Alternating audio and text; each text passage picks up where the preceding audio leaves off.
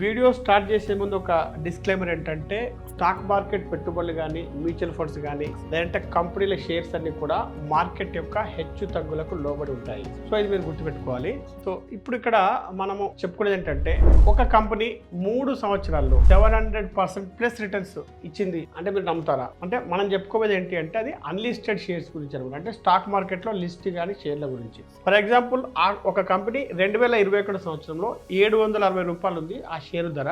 2024 3 సంవత్సరాల తర్వాత అది 6400 అయింది. అంటే దాదాపు 742% పెరిగిందనమాట. సో అదే కాదు, దాంతోపాటు ఇదే కంపెనీ స్టాక్ ఎక్స్చేంజ్లో లిస్ట్ అయినప్పుడు 4:1 బోనస్ ఇష్యూ చేయడం జరిగింది. అదేవిధంగా ఇది ఎన్నోసార్లు డివిడెండ్ కూడా ఇవ్వడం జరిగిందనమాట.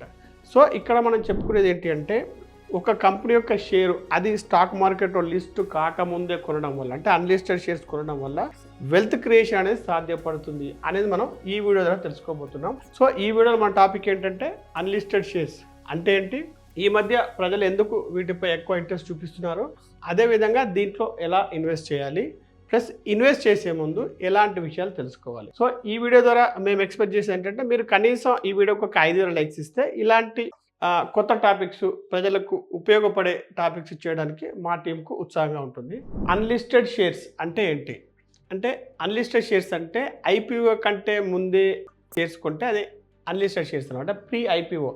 ఐపీఓ అంటే ఇనిషియల్ పబ్లిక్ ఆఫర్. అంటే ఏదైనా ఒక కంపెనీ స్టాక్ మార్కెట్లో లిస్ట్ అయిన తర్వాత పబ్లిక్ నుండి మనీ ఫండ్ చేయడానికి ఏంటంటే ఐపీఓ రిలీజ్ చేస్తుంటాయి, ఐపీఓస్ ఇష్యూ చేస్తుంటాయి. కానీ మనం ఇక్కడ చెప్పుకోబోయేది ఏంటి అంటే ఐపీఓకి రాకముందే ఆ కంపెనీల షేర్ల గురించి మాట్లాడుకుంటున్నాం. అంటే ఇవి ఇంకా ఎన్ఎస్సిలో కానీ బిఎస్సిలో కానీ లిస్టు కాని కంపెనీస్ అనమాట.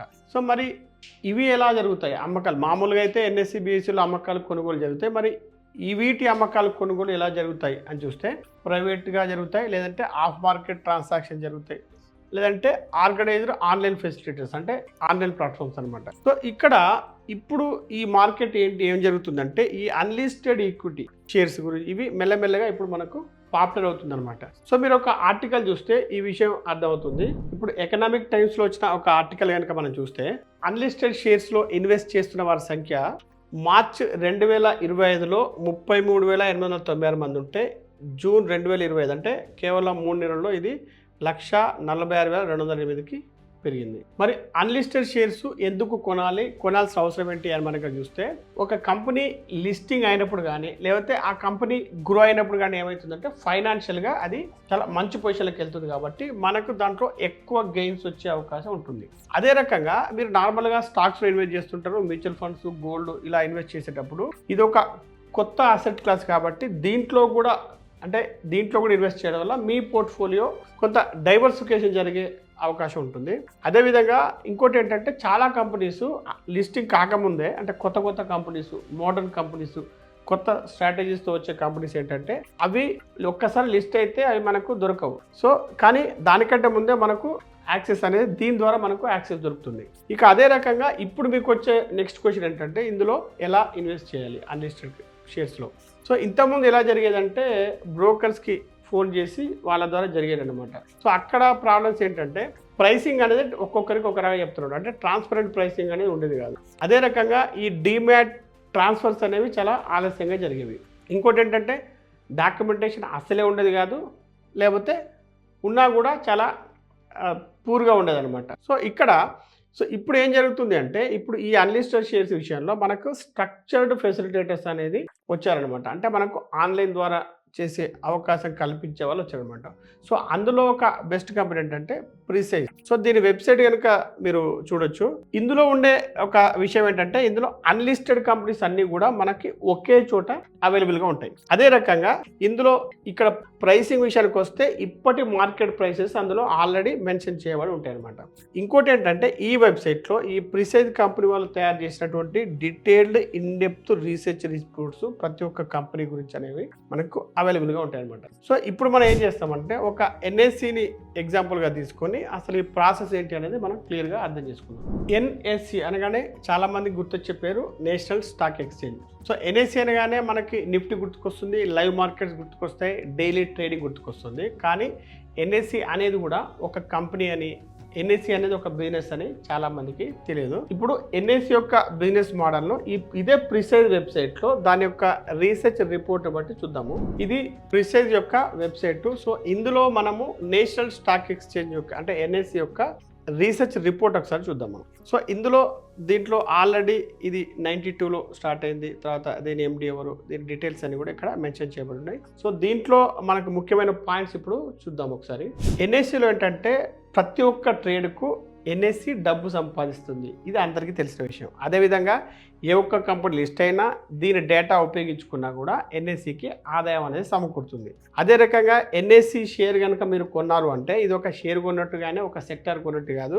ఇదేంటంటే ఇండియన్ క్యాపిటల్ మార్కెట్స్ యొక్క ఇన్ఫ్రాస్ట్రక్చర్లో మీరు ఇన్వెస్ట్ చేసినట్టు అవుతుంది. సో ఇప్పుడు మనము మరి ఈ ఎన్ఎస్సి ఎక్కువ మంది ఇన్వెస్టర్స్ను ఎందుకు ఆకర్షిస్తుంది అని మనం కనుక ఒకసారి చూస్తే, ఎన్ఎస్సిలో ఎక్కువగా ఏంటంటే ఇన్వెస్ట్ చేసే వాళ్ళు చాలా లాంగ్ టర్మ్ కోసం ఇన్వెస్ట్ చేస్తున్నారు. సో ఒకసారి మళ్ళీ ఈ ప్రిసైజ్ వెబ్సైట్కి వెళ్ళి చూద్దాము. ఇప్పుడు ఇదే వెబ్సైట్లో మనము ఇదే రీసెర్చ్ రిపోర్ట్లో కనుక చూసుకుంటే దీని యొక్క ఇన్వెస్ట్మెంట్ హైలైట్స్ అనేవి మనకు క్లియర్గా కనిపిస్తాయి. సో ఇవి పాయింట్స్ ఏంటి అనేది ఒకసారి చెప్పుకుందాం. సో ఎన్ఎస్సి యొక్క ముఖ్యమైన హైలైట్స్ ఏంటి అంటే ఇప్పుడు ఇందులో స్టేబుల్ క్యాష్ ఫ్లోస్ ఉన్నాయన్నమాట. అంటే క్యాష్ అనేది చాలా సమర్థవంతంగా స్టేబుల్గా వస్తుంది. అదే రకంగా ఇది ఒక స్ట్రాంగ్ బాండ్ అంటే ఒక మంచి బలమైన కంపెనీ అని చెప్పుకోవచ్చు. అదేవిధంగా ఇది ఈ ఫైనాన్షియల్ సిస్టమ్తో బాగా ముడిపడి ఉండే కంపెనీ అనమాట. కాకపోతే ఇందులో రిస్క్లు కూడా ఉన్నాయి. ఏంటి అంటే రెగ్యులేటరీ మార్పులు జరగడం వల్ల అదొక రిస్క్ అనేది ఉంటుంది. అంటే తగ్గడం పెరగడం, షేర్ వాల్యూ తగ్గడం పెరగడం ఉంటుంది. ఇక మార్కెట్ వాల్యూమ్స్ పైననే ఇది ఆధారపడి ఉంటుంది. వాల్యూమ్ తగ్గితే తగ్గుతుంది, వాల్యూమ్ పెరిగితే పెరుగుతుంది. సో ఇక్కడ ఏంటంటే సో దీంట్లో మొత్తం సినారియోలో మనకి రీసెర్చ్ రిపోర్ట్స్ అంటే ప్రిసైజ్ వాళ్ళు ఇచ్చే రీసెర్చ్ రిపోర్ట్స్ అనేవి చాలా డీటెయిల్గా ఉంటాయి, చాలా నెంబర్స్తో కూడి ఉంటాయి. సో ఇలాంటి రిస్క్స్ అన్ని కూడా మనకు ఉండడం వల్ల ఏంటంటే ఇది సింపుల్గా అర్థమవుతుంది. ప్రతి ఒక్క కంపెనీని ఈజీగా అర్థం చేసుకోవచ్చు. దానివల్ల ఇన్వెస్టర్లు కూడా చాలా ఏంటంటే ఈజీగా నిర్ణయాలు తీసుకోవచ్చు ఇన్వెస్ట్ చేయడానికి. ఇప్పుడు థియరీ పక్కన పెడితే నేను ప్రిసైజ్ ద్వారా నా ఇన్వెస్ట్మెంట్ ఎలా చేశానో ఒకసారి చూపిస్తాను. ముందుగా మీరు ప్రిసైజ్లో లాగిన్ అయిన తర్వాత ఎన్ఎస్సి అని సెర్చ్ చేస్తే ప్రస్తుత ధర, మినిమం క్వాంటిటీ ఎంత, ఇలాంటి బేసిక్ ఇన్ఫర్మేషన్ ఉంటుంది. మీరు క్వాంటిటీ ఎంచుకొని కనీసం 10,000 రూపాయలతో ఇన్వెస్టింగ్ స్టార్ట్ చేయొచ్చు.